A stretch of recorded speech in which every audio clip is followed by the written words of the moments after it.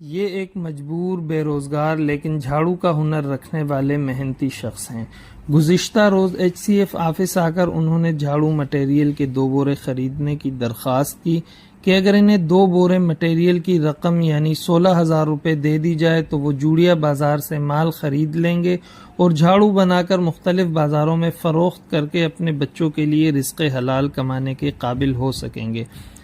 الحمدللہ ایک صاحب خیر ساتھی کے تعاون سے فی الفور 1 بورے کے پیسے یعنی 8,000 روپے انہیں مہیا کیے گئے، جس سے انہوں نے 1 بورا مال خرید کر اپنا چھوٹا سا روزگار اسٹارٹ کر لیا۔